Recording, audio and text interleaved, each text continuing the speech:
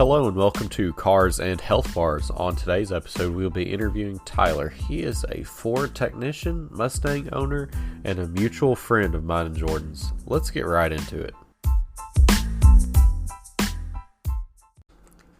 Hey Tyler, did you hit any crowds on your way home today? No, I didn't drive the Stang today. Oh yeah? A little too nice out, huh? Yeah, I figured that the ground wasn't wet enough for me to slide. Oh man, I felt like I was risking it driving my car this morning because it was still raining a little bit, but I knew I was like, man, it's going to be so nice this afternoon. I can't miss out on that. Man, I rode my motorcycle today. Yeah, Jordan, I hear you. And in the back of my mind, I'm like, Jordan drives his car in literally the worst weather possible. I'm fine. not daily, mine, bro. You just hear it in the back of your head. Do it for Dale. Dude, I'm just always hitting the mean licks around town. Oh my god. Lumberjacking up in it. Chop, chop, chop. Tyler, what's some weird stuff what's some weird Ford stories you've got? And Jordan, I know you probably are in a few of them.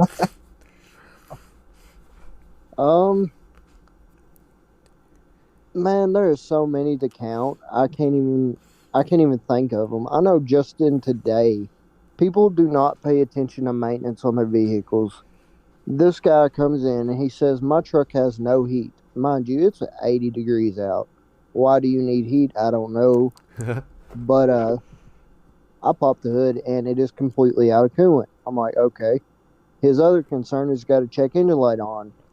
I check engine light and it is a cylinder head over temp code. So this truck is overheated and he paid no attention to it. Yeah, it's probably a Jesus. flash and check engine light. Dude, so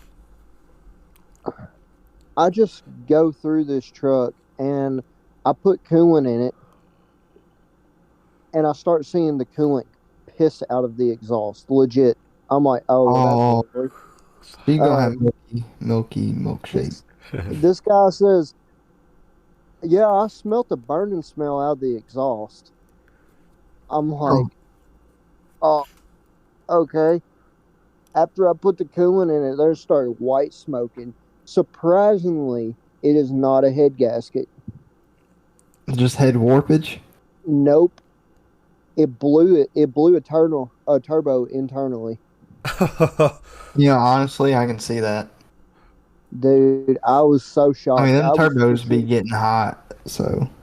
Man, I was for sure thinking that I was about to have to pull the cab off that truck and go ahead and do a turn. Yeah, but turbo screw those coolant lines on those EcoBoost trucks going to the back of the head. You can't get back there. Surprisingly, it was a 2.7 truck. Oh, you lucky mofo. Yeah, no joke. I just did a turbo on a 3.5 truck 2 days ago. Yeah, I hated doing them. What's some like the hardest things to get to on particular Fords that you typically see? Well, I can tell you on a Mustang, it's the top two bell housing bolts. Oh yeah, Yeah. I could I see imagine that. pulling heads off in a Mustang is a bitch. Honestly, people have been doing with Mustangs what you do with vets and just doing a cradle drop. Yeah. Yeah. I was Just contemplating doing it on this Camaro I was working on. If you're doing an engine on a Mustang and you have access to a lift, honestly, your best bet is just to do a whole drivetrain swap or a drivetrain drop, and it is so simple. That's anything, man. If you can do a cradle drop if you're doing an engine, it's going to help. Yeah, you really Yeah. inspect everything too, make sure everything else is all right. Never know. Normal wear and Yep. tear. For sure. Oh. So what's it But like yeah, being a Mustang boy? We gotta know. Jordan got real close to getting a Mustang. Luckily, he didn't go that direction. I got my Camaro boy. What's it like being the Mustang guy in the group? Well, you play the risky game a lot, especially when you're trying to, keep up with torque on and top end. Because I'll be honest with you, y'all pull on me top end 24/7. Of course, basic bolt on and tune car, y'all cammed and everything else. Every time, what helps me out is my gearing. Like I can jump on Jordan from, like if we do a 40 roll or something like that, I get to jump on Jordan. But as soon as we get above like 100, he starts pulling on me pretty hard. He lucky he ain't ran no 1LEs yet. Oh my god! Quarter gear ratio and the Trans and the 391s. Eat your lunch and dinner too. Yeah, and plus, me being a stick shift guy, I know the autos are faster before anybody says anything, but I beat my MT82 like a redheaded stepchild. I mean, let's just be honest here. Flat foot shifts all day. Them synchros are fun. What do you have in your car, Tyler, for everybody that don't know you? Mine is a 2017 Performance Pack Mustang GT with the MT82. It's just a basic bolt-on and tune car. It's tuned by Palm Beach Dyno on E85, and honestly, just a couple supporting mods for later on power, like a clutch, axles, stuff like that. It's got S&P long tube caddy headers and Flowmaster X pipe and a straight pipe. Man, that bitch loud as hell. I know Jordan hating on these straight pipe guys, but the Coyotes sound pretty clean in my opinion. Sound good. They sound better than your car. Hey, my car is extremely loud. Bro. Your cold starts make me just want to ring my head into a bell. My car sounds a little weird at cold start for sure. But dude, whenever I was just sitting there in the parking lot, like getting my music going before I left, and after it started to heat up a little bit, and it just started hitting that lick that just knocks you side to side. Yes, sir. Whole car shaking. God, dude, just everybody looking at you in traffic. I'm like, yep, I'm that guy hitting that devious lick out here. Man, that is one thing about Coyotes that I love the Coyote platform. I really do. It is it's a great engine, especially daily driving. I mean, I've got enough power to get me where I want to go, and I still get 20 plus mile to gallon. Like right now, I'm getting 18 on E85. Yeah, that's insane. That's insane. You're getting that much fuel mileage on the 85, dude. That's ridiculous. So, I can get 3 more miles per gallon if I switch over to 93. You make me afraid to switch over to E85, and I'm pretty sure that's the next big thing that I'm going to do is probably go to E85. Twice a week, dude. God, dude, that's crazy. To be honest, even with the fuel mileage drop, it's worth it. If you do highway, my mileage highway is probably like 13, 14 with E, but I'm never on highway. Dude, I drive 50 miles one way, dude. I'd have to fuel up every day. No, it'd probably be like every 3 days, because I remember we went to, where I used to work, which was about the same, wasn't it? Yeah. Yeah, that took me a quarter tank. God. I'm not too far from where you live, and I fill up I usually don't let my car get below a quarter of a tank, so I'll fill up every 2 days, but I can make it farther if I really wanted to push it. I don't really have good perspective because I don't daily my Camaro, but my truck, dude, that thing, I'll use a quarter driving to work. So it's like I'll use close to half a tank just to get to work and back. I have to fill that truck up like every 2.5 days. It's crazy, dude. And that thing's got flex fuel, so I could put E85 in it. I would not dare do that, dude. I probably wouldn't make it between gas stations. You make it to the next. It'll run anywhere but a gas station. Yeah, pretty much. It'll pass anything but a gas station. Yeah, that's right.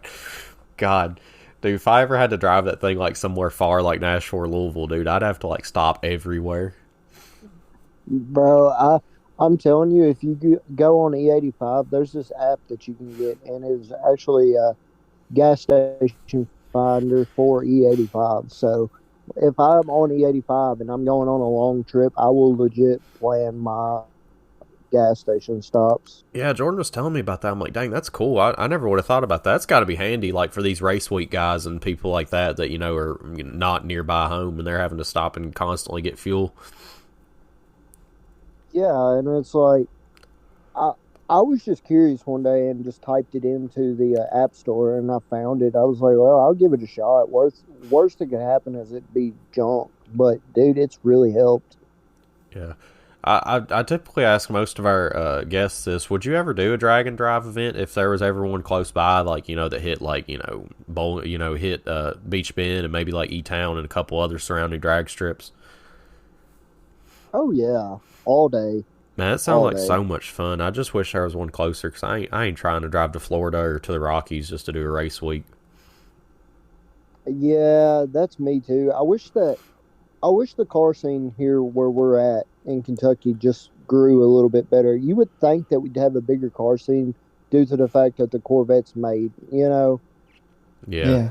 Lexington, I think, is about where we are, maybe a little bit bigger because they've got a big raceway really close by. They're always doing cash days over there at their drag strip or whatever they have set up. So between us and Lexington, if we could just like come together as a whole, I think we could show like whoever sets up these race weeks that it would be worth setting up something. Because like I said, those guys that do race weeks, they drive like from one state to the next. It wouldn't be nothing for us to get a group together, race at Beach Bend, and I'm sure there's a raceway between here and Lexington, and then go to hit the Lexington guys track. I think it'd be something we could set up, and that's kind of what I want to poke at by asking each guest, hey, would you do this? So maybe I can bring some attention to it, because, man, I would love that if that was in our area. Dude, that would be awesome. And like I said, I'd be down. And I know multiple other people that would be down too. Yeah, maybe even go up to Indy, because I know Indy's got a really nice raceway, Lucas Oil Raceway. That one is. Oh, nice. yeah. Going back on the whole coyote topic, I didn't really look much into the coyotes. I was just your typical guy that just made fun of them, ha Ford, broke down on road. But I watch Cletus McFarland a lot on YouTube, and he got that F-150, not the one that your buddy sold him, but the one before it was just a bone stock coyote with a Whipple on it, dude. That thing made like 800 horse. That is insane, man. And that's not even like really pushing it. That's easy. Yeah, I know. That's what Cletus said too. He's like, I think that might even been on a bigger pulley, but yeah, he was like, man, I'm trying my hardest to turn it down because I don't want to give one of my fans that possibly don't have very much experience driving a truck that's making 800 horsepower. He's like, I'm trying to turn it down, but that's just where it's at. And I'm like, dude, that is crazy. Out the box, like stock so coyote with a Whipple. Coyote, like. Dude, coyotes make reliable power under boost with minimum mods. And it is insane. That's why I love the platform Yeah, so they much. respond better to boost than the LTLS, I think. Well, I mean, with the Coyote, a lot of people don't know, but Gen 2 up Coyotes have forged bottom end other than pistons. Which They kind of have sucks. forged- Pistons are really important in boost. Yeah. but I know. No, I if get people why they didn't run- do it, because, I mean, GM doesn't do it unless it's a LT4, which is the equivalent of the GT 500, 50, or 52, whatever it is. Oh, I can't yeah. remember. Yeah. On the topic of Ford platforms, what do you think about the Godzilla? Have you looked very much into it? Dealt with those any yet? I like the only thing that we've had any issue really out of in the 7.3 is lifter. You have Typical occasionally you modern have one that comes in control. with lifter failure, Yeah. which that's going to be normal with your pushrod engines. I mean, ULS boys know about that lifter Yeah. life. Hemi boys, too. Yeah, dude, them Hemi boys sound like Hemi typewriters. boys know it worse than the LS guys, dude. They know it bad. Dude, After that Oh, one, I pulled a car that came from factory with 2 fucking retainers for the lifter. I'm like, yeah, they just don't even pay attention there, I guess. Like, engineers don't know nothing. Oh no, not at all. But on the topic of the 7.3, it honestly, I think when there's more aftermarket support for it, that's going to be a great platform. Which the aftermarket support is coming. It's coming through. Yeah. The that speed 7.3, really the put me people in. that designed yeah, the people that designed 7.3, as soon as it came out, the engineers were already putting it in a Fox body. Oh yeah, well that's like I said, Cletus. He's got he put one inside of a Fox body with I can't remember if it's twin. I think it was twin turbo, like stock bottom end. He had some, like I said, some Texas Speed prototype parts. As far as I think he might have had Texas Speed heads and a few other small things. Yeah, they do have heads now for it. Dude, that car went like I want to say a 840 or something, 840 or 860 on 16 pounds of boost, dude. Like ended up bending a rod, but. Yeah, like it ended up. If it hasn't built one, it would have. Oh yeah, dude. He just bought new rods for it. That thing's gonna be able to handle 16 no problem now. Like, Yeah, that thing will be going like 7, so I wouldn't doubt. oh yeah, dude. He was like, dude, this car just killed like 3 months of content for me. Going ahead and out the box running 840s like that's crazy, Yeah. dude. That's like we were talking last time about these out the box motors that are just already cranking out these crazy numbers. 632, any LT with any type of boost. I mean, hardly. I mean, even an NA LT is putting out 600 like no problem. Oh yeah, and honestly, Ford has been stepping up their game with a lot of their newer like V8 engines, like the Gen 4 Coyote coming out. I feel like Yeah, that's going to be sure. a wicked motor. Do we know anything about like internals on them?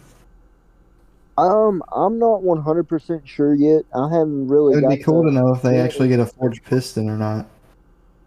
I'm I'm kind of curious doubting on it. that too. Which 500 horsepower out the box, that's impressive out of an NA car. Just thinking of the Yeah, tuning for sure. potential on it. Especially for that much displacement. I mean, that's a real good horsepower to cylinder. Oh yeah, oh yeah. I would say the NA cars they're starting to get a little bit more pushed aside because of all the applications with the blower and the turbo like and the Pro Charger too. Yeah.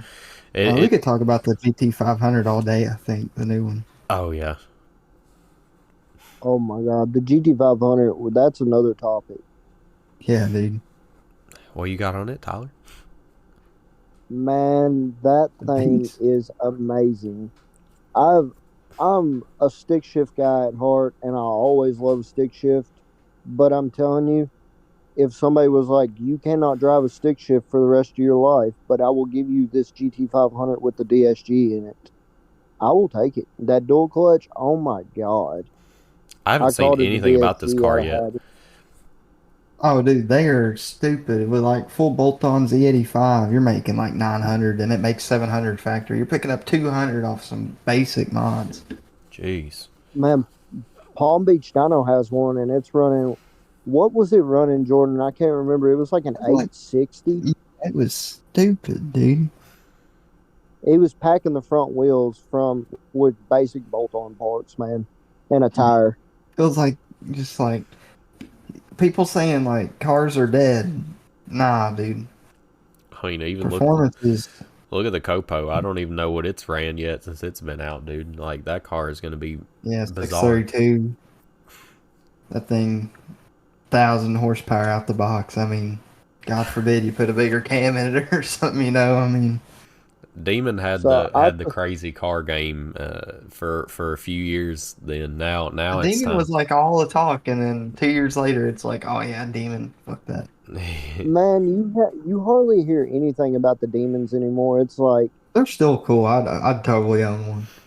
yeah, they're cool, but and I think Dodge did great with like the retro look, the retro styling to them. They have to be one of the best looking cars on the Oh market. yeah. But They are boats, but they do have that classic Yeah. look to them. After I rode in a 8-speed Hemi 5.7 car the other day. I gotta say, I'm gonna stop clowning on Dodges so much. They ain't that bad. well, my only thing about the Dodges is I'm not gonna hate on the car itself, but I just cannot stand most of the owners, man. They're so cocky and arrogant. They're always full throttle, and at an intersection, you know they're gonna slide. Oh yeah, And they just give you that like I drive a Mustang. We're all friends. You drive Camaros. We might pick on each other, but at the end of the day, we all respect each other cars, and they just give you that vibe of I'm better than you. I have a Charger or I have a Challenger. You know. Especially the SRT8 guys, man. Dude, I ain't Oh taking my no Lord. crap off no Charger. I don't care if he's faster than me. You're driving a sedan. I don't want to hear it. You look like a cop. You know, I ain't taking no crap off no Charger ever. I don't care how much faster you are than me. I do not have any respect for. I mean, the G8s are alright. You know, I ain't gonna hate on too much. I just hate 4-door sports cars, dude. The only 4-door sports car that gets a pass for me is the CTSV and CTSV wagon, and that's just my pass. That's my personal opinion. That's my hot take. But I hate 4-door sports cars. What's that Chevy SS? Yeah, that's what I was about to say. The car that gives the 4-door sports car that get the pass for me are, like you said, the CTSV. I completely agree on you, and the Chevy SS. The Chevy SS, I love them. Yeah, and Caprice. I'll give the Caprice a pass too. I take Jordan's word for how comfy they are as a ride. That's what I'm going to give them, because Jordan said they're about the most comfortable thing you'll ever ride in. Better than the CTSV, bro. I've never rode in one. I've never even sat in one, but I just love the way they look, and I just think they have that aggressive, they have an aggressive but docile look, so it's kind of sleeperish. So if I come up to somebody and they didn't know what it was, they'd be like, "Oh, that thing's probably slow, so let's try to, roll up on a Mopar boy or something like that." And they're like, "I don't really know what this is, but it looks like a average commuter car. He's probably slow," and come out and just gap the shit out of him. Have you seen the Dale Earnhardt Intimidator packages? There's not very many of them, but I seen one on Marketplace, and I was like, dang, that is super cool. I think I have, to be honest. I'll have to look it up. It looks so cool. It's looks like his NASCAR. It's like so cool. Oh yeah, I've seen it. Like black and red, and it's got like the Intimidator on the trunk, like bottom of the trunk. It looks super cool. That's dope. Yeah, I think it's got the Intimidator on the dash too. It's like rednecks salute. Man, I knew somebody that I worked with. He's retired now, but he had a special edition toolbox from Snap-on, and it was I've seen that. It was painted up like, dude, those are so expensive too. Cool. Yeah, those are some of the coolest. Like the Dale Earnhardt stuff's so cool, dude. Well, one guy had it at my last job, and I thought it was just stickers and stuff and like paint matched, and he was like, "No," he said, "This is like from Snap-on. Like this is how they're made." I'm like, "Dude, that is so cool." Oh yeah, but I just can't. Even being a technician, I cannot pay Snap-on prices. I cannot do it. Tyler, you one of those people that hears the Snap-on truck pull up and you're like a kid to the ice cream truck? No. Now, I'll be honest with you. With Mac and Matco, I'm that way. I've got a couple things from Mac and Matco. I like them. I'm not gonna lie. Whenever I go and visit Jordan's shop, I see him using those electric ratchets. I'm like, man, I'm about to drop some money. Ones, dude. They look Snap-ons so nice. and Milwaukee's are my favorite. I'm an old fashioned. When it comes to electric, when it comes to electrical tools like that, Snap-on all the way. Like there's some tools that you can't replace with, like if I need a electric torque wrench or something like that, I'm going to Snap-on. That's just that's a good quality, and it's got a warranty on it. I've heard that. I've had mine for like 5 years now, maybe 6 or 7. It's been a while.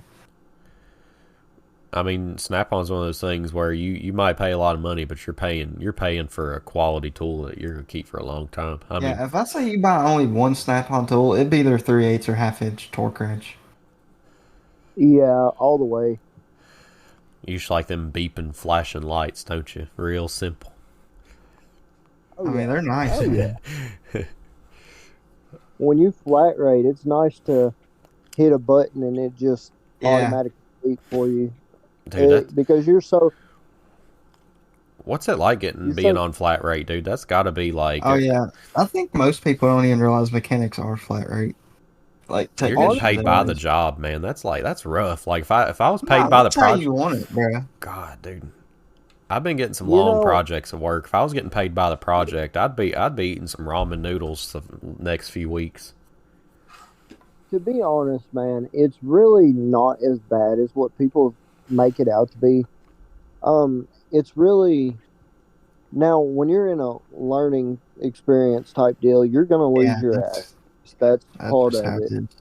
I mean, and warranty work. That's what gets you mostly. Warranty work is awful. Really? Like Why is you that? get It just pays that less. because Like it's yeah, Ford Motor Company don't actually want to pay you for they don't the pay work you what that you other do. like use Oh, all data or something. It'll tell you a time. yeah. Dealers don't go by that. They have their own set times. Like or the not dealers, but Ford, Chevy, all the developers. So do you think also the price has to do with the warranty? It's not coming directly out of the customer's pocket. They're having to be covered by Ford, like the manufacturer. Does that also have something to do with it?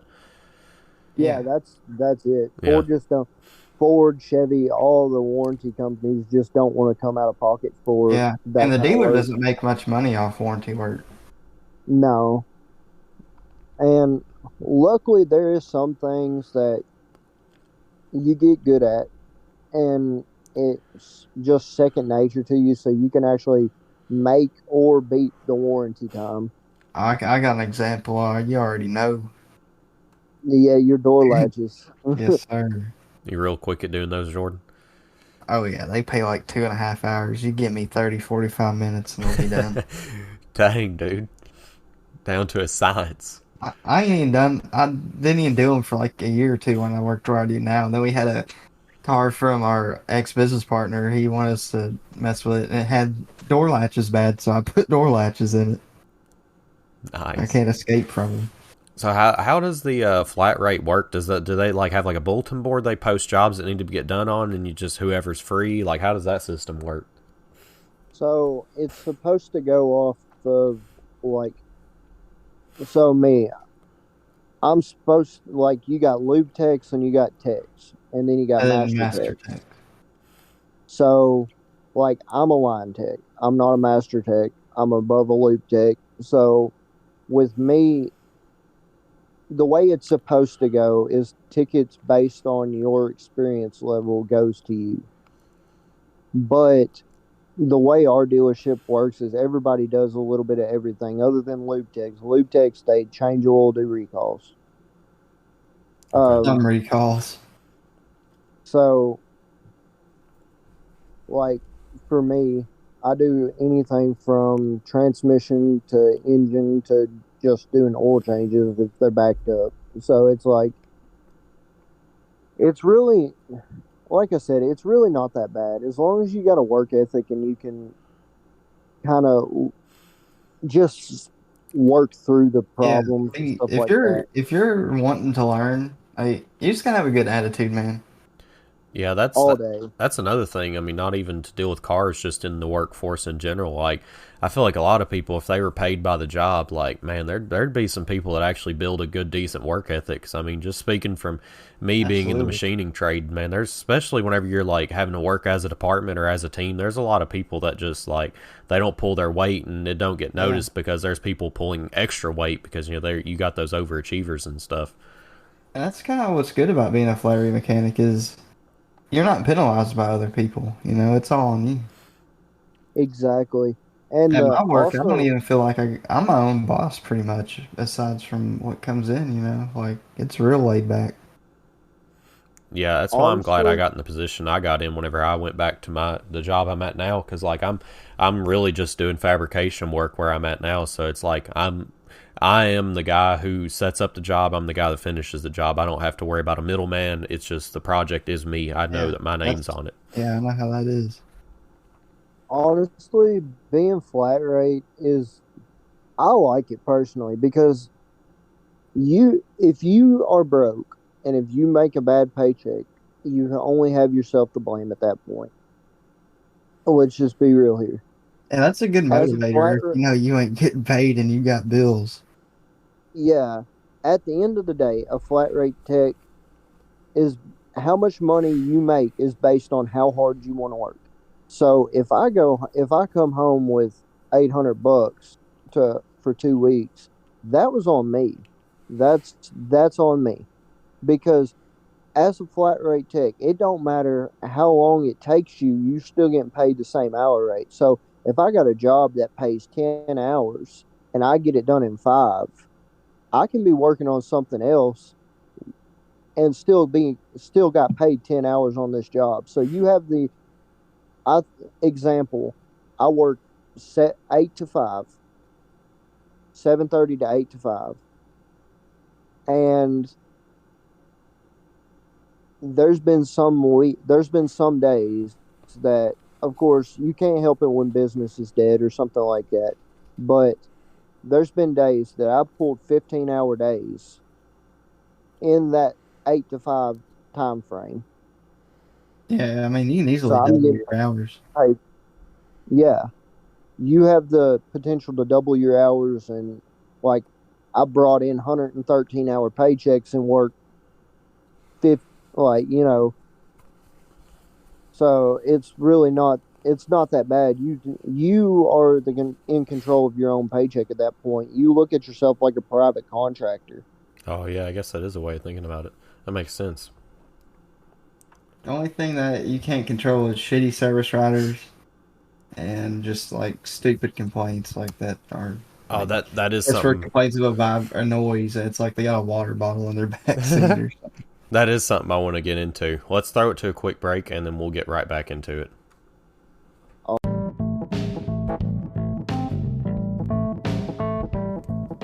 Today's episode is sponsored by Dubby, the energy blend that is waging war on big energy. Guys, if you're one of those people like me that goes into a gas station and spends $3, $4, $5 on an energy drink just to get you through the day, you have to check out this product. With their tubs containing 30 servings, it's going to save you so much money in the long run. And if you don't want to ball out and buy a tub right off the bat, you should definitely check out their starter pack. It comes with a shaker cup. The starter pack's going to come with 2 flavors, their Dragonade and also their Beach and Peach. 2 amazing flavors. I really love the Beach and Peach, and let me just tell you, I'm not a big peach guy, but it was really, really good. And they have a lot of cool, interesting flavors on their website. But a lot of them are under pre-order right now, so the sooner you get on that pre-order list, the sooner you're going to receive your product. Guys, head on over to dubby.gg and go check out some of their product. Any purchase you make on the website, use coupon code HealthBars10. That's going to give you 10% off. And that's going to not only help the show, but it's also going to show Dubby that we're going to be a good partner to work with. Guys, I urge you, go check out their products. Go check out that starter pack. It's going to be a great thing to invest in, especially like I said, if you're one of those guys that's cranking down those energy drinks like myself. Again, guys, go to dubby.gg and use code HealthBars10. And we're back. Okay, so we were just getting into what the customers are kind of like whenever you're dealing with these dealership issues. Well, what are some nightmares that happen at a Ford dealership with, customer complaints and anything like that of that nature? Rattles, noise complaints. Because honestly, it can be the slightest thing, and like if you say you got a Lincoln, people just went and paid a lot of money for it, so they're going to expect every little thing to be perfect. But if you have a rattle and it is the slightest noise that you can't hear, you're going to have to you have to trace it, and you might get lucky and have the customer actually drive and point out the rattle noise that they're hearing, because it will be at the most random times. Like I've had people complaining of vibrations and noises at such and such speeds, and I've never heard them. And then I get out there and drive, and they're like, point this out. And I'm like, okay, so that's normal road noise. That's the road noise of the tires. I don't know, Yeah, there's definitely been a lot of like tire road noise ones I can think of. That's got to be the biggest complaint, is customers thinking that they know everything. You're the mechanic. Well, it's like, why would you take it to the dealer if you can work on it too? Oh yeah, exactly. Or my biggest pet peeve ever is having a customer breathe down my shoulder while I'm trying to work, or being rushed on it. Oh, they let that happen at dealerships? They actually let customers watch you? They can watch you. They're not supposed to, but you'll have customers that come out there, like kind of sneak out there pretty much, and come to their vehicle, and it's like, all right, dude, you got to leave. And God. I'll be honest with you, some of the customers that come in there are really cool. I'm not bashing on some of these customers because I've had multiple people that come in there and they are the chillest people you'll ever meet. Me And then on you just have Saturday. some that are so persistent. Yeah, dude, that's gotta be. Even me, like, I'm not in that trade, but God, I hate it whenever somebody like is just sitting there watching me work. Like, even me, like having to train somebody, I just don't like being watched. Like, I'm gonna move slow. I'm gonna like really be watching what I'm doing. I just can't stand somebody watching me. It makes me so nervous and just like I just hate it. It's like icky. It's an icky feeling to be watched while you're trying to do your job. Yeah, another good thing about being a good flat rate mechanic is, you know, you don't gotta worry about looking for a job if something happens. There's always work somewhere. Yeah. Exactly. There was And one thing I wanted to ask you about. These parts, especially like in the last couple of years, getting a hold of parts has been like a pain. So like, if you're in the middle of a job and you need a part, and this part's like going to take forever to get there, you're already into that job. Do you just set that aside and start working on something else? Like, what's the Yeah. process for that? yeah, Sometimes the you look for process, halfway together, push it out. Oh my yep, God. We do push that it at out. MCR. Yeah, but I like If Ford, like they're trying to like crank them out. I mean, that's like that's a big motor You company. still got cars that'll wait like 3-4 months for fucking torque converter or something. I mean, I had to wait a while on oh, my DOD, but I mean, it just like, that's not an actual like dealership, like a name brand, it's just like somebody that's contracted or whatever. But Yeah. that's something too, Jordan kind of got into like, you start running into issues where, maybe the parts person is like, not paid the same and they're not in very much of a hurry and you're flat rate and it's like, dude, it's gotta suck too. Like having somebody in the yeah, middle. yeah. Dollar, you Like know I'm standing at the parts counter for 20 minutes while on you're the sitting here waiting on this job, on their and phone, get mad at you it's like it's your awful. fault. Get OSHA Another called on you. thing, huh? Get OSHA called on you. Yeah, no joke. Have you ever had anything Another like thing, crazy happen like that, like an OSHA related thing, or is that Yeah, not really? that's what you're oh talking about. yeah, Yeah. Oh, oh really? yeah, I thought you were joking. yeah. No, so we were having. I'm not going to name out any names, but we were having a truck come in and clean the drains out because they were going through an audit and the drains needed to be cleaned. So this truck was in there cleaning the drains. We have no control over him letting his truck run in the shop, but his truck stunk up the shop and it had just this awful smell. We dealt with it, but somebody in a department went outside and completely disregarded their whole position. Just complained the whole time, and they let it go. They let her go. So she actually called OSHA, and we had to go through a whole OSHA process and everything else. Oh my God. Yeah, Or when COVID hit, when we were still working and everything else, COVID hit. They were so strict on us. It Uh, was awful. I don't know about you guys, but for us too, like in factories, like if OSHA gets called and they do their whole thing, like you're on pins and needles for like the next few weeks because OSHA's going to have their eyes on you for a little while, like making sure you ain't doing something else. Oh yeah, oh yeah. And in Like in the factory setting, dude, we be violating some OSHA guidelines for sure to get stuff done quick. I know y'all are probably the exact same way. Oh yeah. Like, But what is OSHA? like, man, you get with the OSHA violations of a shop. If you have a rag in the floor, it don't matter if you laid it down in the floor for just a second. If it's in the floor, you're getting fined. And I God. think they're fining like $5,000 a rag. Yeah, I knew OSHA was like had some crazy rules, but at my last job where I dealt with like robots and robot cells and stuff, my coworker's like, dude, you can't be going in the robot cell without the gate key in your pocket or on your person. I'm like, what do you mean? I was like, we always just leave it in the actual like key holder, and he's like, no, he said, dude, they'll give you an insane fine for being in that robot cell without having that key on your person, because like that's you're risking your life technically by being in there without that key, a dead man key. It's crazy, dude. OSHA ruined your life. You not watching. Oh yeah, Ocean can make or break anything. They could come in and shut anything down if they wanted to. My whole life could be changed right now by one OSHA call, dude. For real, dude. Like Oh yeah, $50,000 fine, you're done. Especially us being young. Like that's like almost that's like a year's pay for me. I don't think That's my our phone no salary. can joke. handle a $50,000 fine very well. Like that hurt. Yeah, yeah. I'd go ahead and cry and go to McDonald's and work. Yeah, file bankruptcy real quick. Yeah, I mean, you'd almost have to. That'd be the only logical thing to do. Yeah, Yeah, because if you get fired for something like that, you're pretty well blacklisted for dealerships. Oh, really? yeah. Is that how that works? Like, I mean, I know you said you're kind of like a contractor. I mean, do they really keep up with stuff like that when hiring somebody? Oh yeah, Word oh of yeah, mouth goes and pretty far. like yeah, like said, they keep up with that stuff on point. Well, you think about it, man.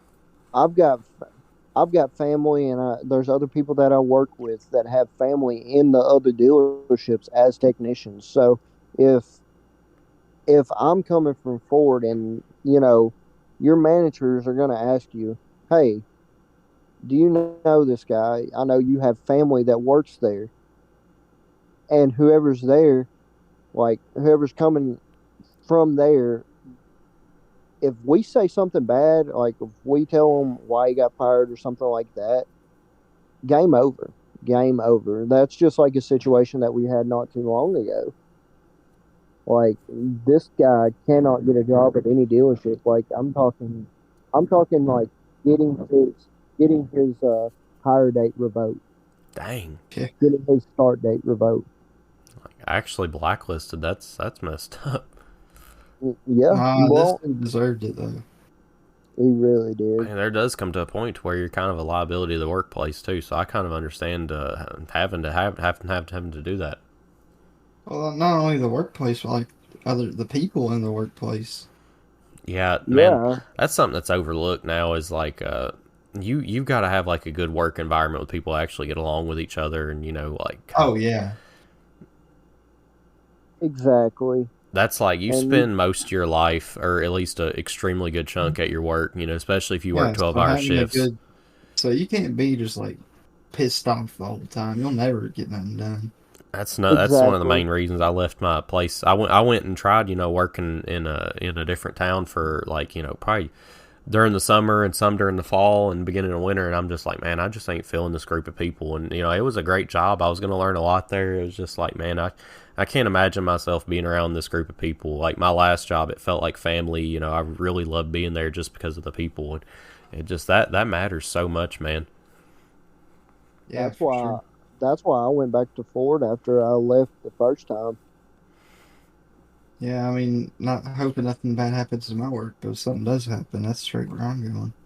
Yeah, I don't blame you. Just that's why it's good to always leave a workplace on a good notice. You never know, man. It might be the worst job ever, but you might not realize that it wasn't as bad as you thought. You leave and go somewhere else Yeah. and find out it's like, oh, maybe I shouldn't have burned that bridge. It- It's hard for me to just leave on good terms. I didn't want to leave.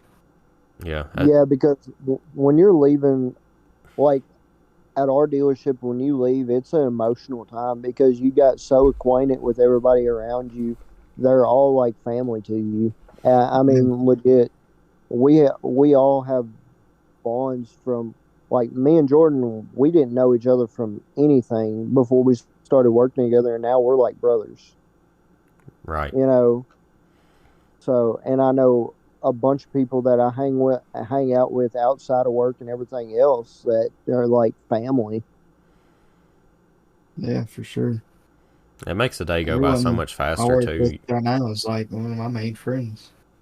Oh yeah, Yeah, you start working around somebody and really spending that much time with them. I mean, it makes the day go by, and it builds like trust and stuff. Like I've got a job going on tonight, and like I was like, man, I'm glad I have a guy on night shift that I trust, and I've worked around before because he could like make or break that job for me. But I trust him, and I know he's gonna do me right. Yeah, that's what I like about exactly. dealerships. all of you get pack in, go to lunch together, have a good time, get back kicking. Exactly. And plus, even though we're all flat rate, it kind of works in everybody's favor too. Because even though we're flat rate, and w- if we help somebody, we're stopping the job that we're on to go help this person. It's like it's like a I scratch your back, you scratch mine type situation. So, say somebody comes over there and is like, "Hey, Tyler, I really need your help. Can you get this for me?" Yeah, sure. Let me go help you with this. And then next day I have a concern that I can't figure out. And I'll be like, hey, can you come ride with me just to see if you hear it? Because it's always better to have another set of ears or another set of eyes on something if you Yeah, for can't figure it sure. out. I learned a lot just by, when I was a loop tech, hanging around techs and just, when I wouldn't have any jobs, like in the winter, just being around the other techs and trying to learn from them while I watch them work. Because, if you hang around another tech who's more knowledge than you and he doesn't mind it, it's awesome. Oh, yeah. You ask questions constantly Yeah. in the I field, remember in a hanging tech around field. Ed for forever while I was a loop tech at Ford. You and me both. You ask questions constantly when you're a technician. Like, my first engine job as a technician was a long block 2.0 EcoBoost. So you have to drop engine and transmission and subframe all together. I didn't know. I went off the book, but you learn over time that this book is not going to tell you everything. It's going to help Yeah. you. It's going to point you in a direction and you can keep going that direction, but there's going to be stuff that's different. And you go over to the next guy and be like, dude, I don't know what I'm doing. And he can come over there and be like, oh, you need to do this and this. And there you go. You figured it out. And after my first engine, I've done countless other ones to and gotten better at it. It's a learning experience. You never stop learning in our fields. Yeah, for sure. I didn't think I'd learned much at MCR, and then like on my first week there, I subframe dropped to C5. I had no one help me. I did it in a day. I didn't think I'd ever be able to do nothing like that, but I'd learned so much at Ford. I was like, wow, I guess I'm smarter than I thought. An old Exactly. machinist told me the minute which this guy has been machining like 40, 50 years, like he did in the military, and he told me something really stuck with me. The minute you start thinking that you know everything is the minute you're never going to learn anything else. And that's so true. Yeah, I remember Bruce. Exactly.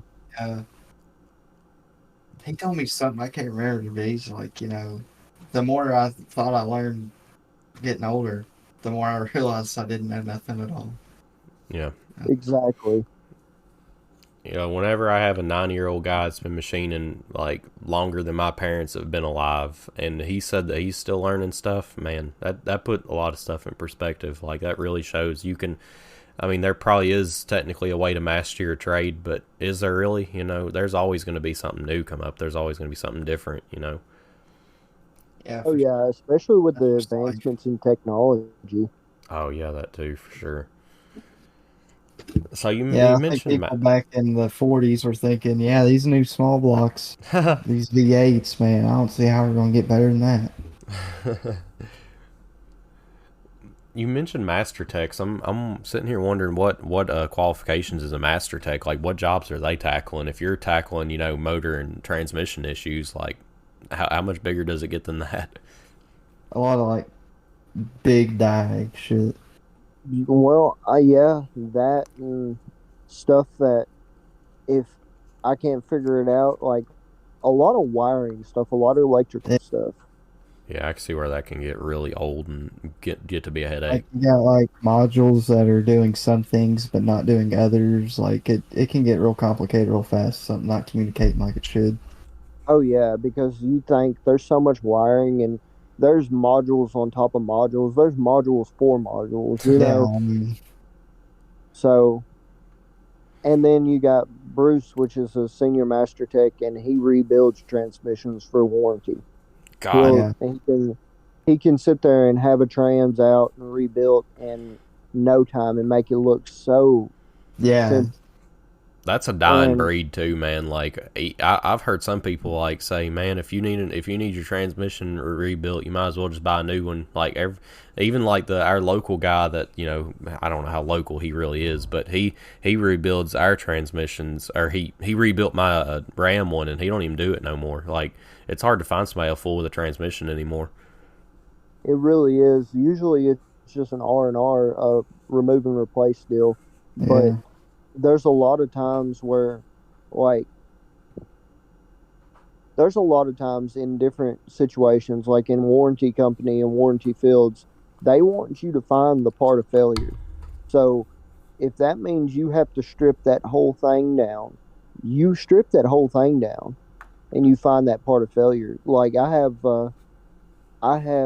a 2019 F-150 with the Gen 3 Coyote, and 2019 Gen 3 Coyotes and the F-150s have an oil consumption concern because of a coating that they use to coat the cylinder walls, and it doesn't allow the rings to seat. Most people don't know that that's like the worst year of the Coyote F-150s is the 19 model. And they had an aftermarket warranty company, which aftermarket warranty companies it's different. It's not like Ford warranty, so you get paid better for it and stuff like that. But they send inspector after inspector to come out there. I have found there was metal in the oil. Like I'm talking about, this truck sounded like a tractor going down the road. My God. And I saved the oil and everything, and it was like a glitter fest. It looked like metallic paint. And this warranty company comes down there, and he's like, "Yeah, that's metal. Let me take pictures real quick." Took pictures, and we get a call the next day saying, "All right, well, we saw that there's metal in the oil, but we need more. We need more proof that it needs an engine." What? Like, in the world? what proof? What other proof do you want? And they're like, "We need to figure out the cause of failure." I'm like, "All right." So they made me strip that to a bare block. I stripped that Coyote down to a bare block just to find point of failure. Wow. There's 2 points of failure. I mean, the first one and then what happened after the first. Yeah, well, honestly, the point of failure was just the oil consumption concern, and then never actually addressing the concern, and he just kept driving it, never checked the oil or anything, and it ran dry. I mean, it was a 8-quart motor, and it only had 2.5 quarts in it. So, God, dude, how often do you see that? Just people not putting oil in their vehicles? man, you will never believe the amount of lack of maintenance like stuff that could have been easily prevented with maintenance. Like, I'm talking about pulling valve covers off, and the sludge is in the form of the valve cover. It's like, well, I didn't change it in such and such miles, but I didn't think it would hurt it. It's like, well, it did. And the amount of diesels that don't have gas in them. Yes, or they'll end up putting the DEF fluid, which is the diesel exhaust fluid, in to the wrong hole, and it's like, I don't understand how you can do that, because it's 2 totally different sized holes. And you know where gas goes. Huh? Like, if you're filling the truck up, you're probably gonna fill it up with gas before you fill it up with DEF. So I mean, you should know where the gas goes. Yeah. God. That seems so hard to believe. How many people could be coming through there without putting, just simply putting gas in a diesel engine like that, in a diesel truck. Like, how many times do you fuel up? If you don't know where it goes, just Google it. Like, why would you not just make sure? Oh, and another thing that I've seen countless of numbers of times because of gas prices is people putting E85 in non-flex fuel vehicles. My God. Somebody And just pull up to the gas pump, see it's cheaper, and throw it in there. God. yeah, don't even pay attention to it. Is your fuel at the gas pumps? The ones I go to, which there's only two in our area.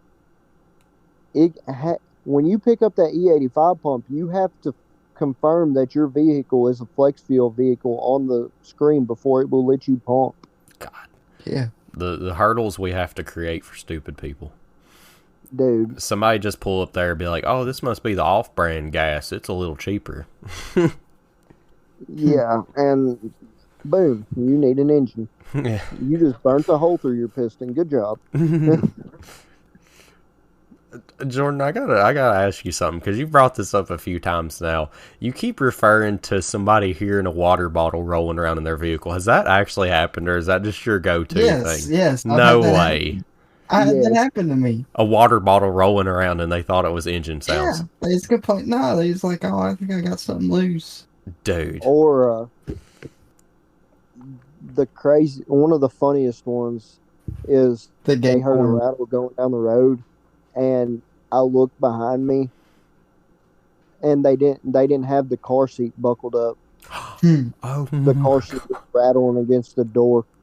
oh my God. Remember that F-350 Jared found that gay porn magazine in? Oh my God, yes. Did he swear And it wasn't then, his? It was a work truck. It was a construction truck. Okay. Dude, I swear, Truck, bro. you find some of the most off the wall shit ever.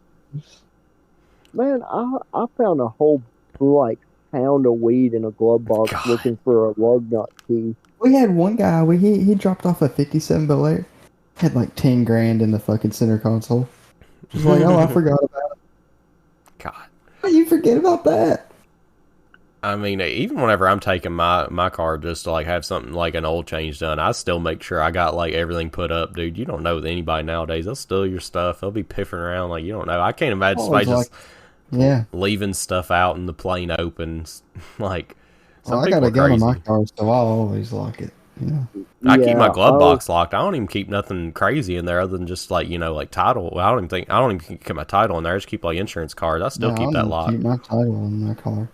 Yeah, Dude, your car burns down. You're no title. Yeah. Oh yeah.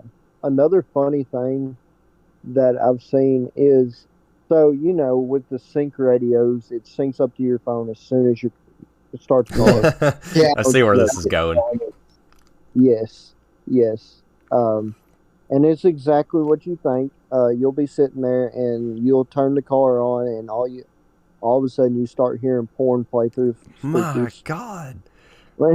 Dude, I'm serious. Or phone calls. What are these people doing? Do they just go yank it while they wait for their oil to be changed? Yeah. Dude, that's wild. Dude, Remember that one guy that had sat on his girlfriend's lap? What in the world? My God, the one that had the EcoBoost, the 1 liter EcoBoost Focus, he chopped his exhaust off at the freaking cat. Or no, he chopped.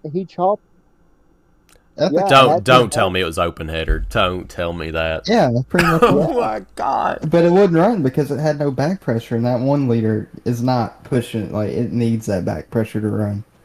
Dude, it's a 3-cylinder EcoBoost. It's the equivalent to a Geo Metro 3-cylinder. Yeah. Well, I'll tell you this for example. It's in the intake side, but we changed intakes on a C5 today, and it changed 7% of the idle airflow. So you can imagine a whole exhaust not giving you any back pressure, how much that's going to change the vacuum in your engine, pulling the exhaust out.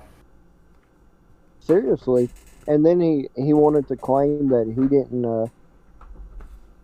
he didn't cut the exhaust and all this, trying to get it covered under warranty. It's like, bro, the Sawzall marks are right there. Yeah, he didn't cut it good. He got halfway through and then went down. Oh my God. I had that job. It wasn't me or you. It was Anthony or Steve, wasn't it? It was Steve. Yeah, I'll never forget that one, bro. God, dude, that car had to have sounded like a weed eater on full rip. Dude, the dealership life is so fun because every tech has a shit box, it seems. Yes. And they're Everybody always in has- the shop after hours working on their shit box or something. Just so they can get home. Yeah, it's like, even after hours, half the techs are still fucking there, it seems. That's got to be I'm a like- huge perk though, like having access to a lift, like especially. Oh, God, yeah. It is awesome.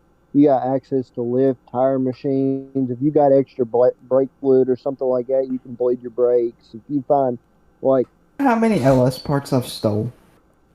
Okay. Not stole, but I'm just like, Matt, can I have this? Oh, yeah, sure. I've got an old pump, supercharger for cheap, I mean, I got a free engine block and crank, forged crank. Matt wanted to give me those wheels, but I'm like, let me slide you a 50 for him at least. Dude, you help out a small business owner, you'll get hooked up usually. oh, Yeah. yeah. Dude, I just like helping out Matt for love of the game. Like it's my dream is to machine like car parts, and like anytime I can like do that for somebody, dude, I'm all for it. You about to take them valve covers back. Oh yeah. About to pay them. Ooh, that sounds like fun. You've seen what I've been practicing on. Oh yeah, is that what you're building up to? Nah, it's already good. I'm just doing my stuff. I get that. Tyler, I want to close this out by seeing kind of where you want to go with your build, or if you anticipate continuing it, what you plan on doing with your race life. So, the plan with mine is pay it off, which I really don't have much left to pay off on it, and boost it. I haven't decided what route I want to go boost it yet, because it's just what I want to do kind of a budget build in a way. So I want to shoot for 7, because I'm still going to daily it. Yeah. I'm going to keep it as a daily and drive it. And yeah, That's easy. That's completely doable. You can have stock exhaust and make 7. oh yeah, and it's just so the plan is either a Whipple or a turbo kit, honestly. That'd be I'm nice. thinking about either a Whipple or a single turbo. Where are you gonna mount turbos? Under hood or under car? Yeah, under hood. I'll relocate. I like the one with the trans. But the water. The only thing that you're going to run into when you do the under, like the bottom mount turbo set, is like you kind of ruin your dailability deal, because Yeah. you're going to have that open air filter, and it's going to constantly suck in road grime and stuff like that. Yeah. So if I can put it up under the hood and just relocate my degas bottle and stuff like that, it'll be perfect. Single and be really well off. So, I mean, a good size single and oil pump gears. Yeah, like Probably Probably some not drop that in pistons. you probably get lag down to very little lag. Oh, yeah. And I'm going to keep it a stick shift car. Like, I know that the autos are faster and everything else, but I just like rolling gears. I love my H pattern. Yeah, I wouldn't mind building like somewhat of a drift car and have like 6 speed in it. That'd be so nice. Speaking Oh, of yeah. the drift car, I don't know if I want to say. Well, we got a 240 at the shop. Y'all knows whose it is, and we're getting kind of going on that build. And it's going to be auto with maybe LT, maybe LS, or same bolt pattern, bell housing, all it's the same, so we ain't decided yet. But we just ordered the transmission today. It's 8-speed Dodge. It's Oh. not dual clutch, but it's super fast. I mean, they're almost like dual clutch. So it's gonna be pretty cool. I don't know what it's gonna make. Probably around. I think we're wanting to boost it, but if it ain't boosted, it'll still be like 500. I can't wait to see that car done. I want to help. Dude, we already got Haney fabricating some engine mounts. Ooh, Yes, sir. dang, that's some big news. That's some good news. Yeah, I'm excited because it might be like it's gonna be a little bit of a drift car. I think we might put a hydro in it. I'm thinking Oh yeah, maybe, I don't know. He ain't said nothing about it, but I feel like he wants to go drift car with it. But it's gonna be a daily, so Yeah, well, a lot better than his current daily. Hey, it will never die. Okay, that truck will never die. That's kind of how I'm feeling with the Dakota. I'm not gonna lie, dude. Nah, I mean this truck might have been through 3 trans already, but it won't die. That's me with the Dakota's body. Like it's done been through like 10 fence posts, like 5 trees. Like AFR might be like 16 to 17 to 1 when, you know, we got her lean, but she get good gas mileage, you know. That's all that matters. It's a daily. That's more than I can say. We might be pretty far above stoic, but we're going. Yeah. Well, Tyler, it has been a pleasure to have you on, and I really hope we can get you back on sometime. It's been a blast talking to you and reminiscing on all the Ford stories you have. Oh yeah, I'll be back, bud. Yeah, we could have like just one talking about why lube techs are hilarious. Sometimes. Oh yeah. Or talking about lunch breaks at Ford Yeah, I could have like a whole mini series of that, bro. all day. Awesome. Well, guys, we will catch you in the next one.